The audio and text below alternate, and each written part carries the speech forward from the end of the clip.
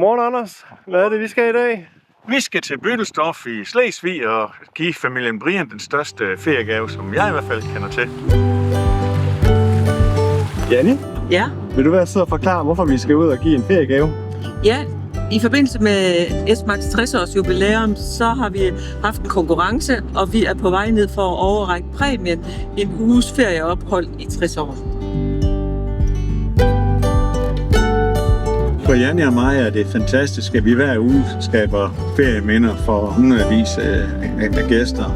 Og så er det jo mega fedt, at jeg skal ned og aflevere en præmie til en familie, som kan se frem til 60 år med ferieminder langs Vestkysten. Jeg har aldrig prøvet at være så meget julemand før i mit liv. Hallo?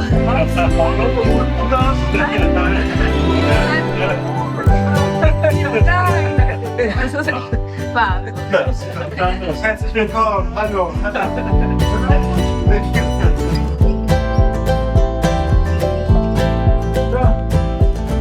Was ist mit dir? Vielen lieben Dank. Ja. Wir sehen uns, ja. Tschüss.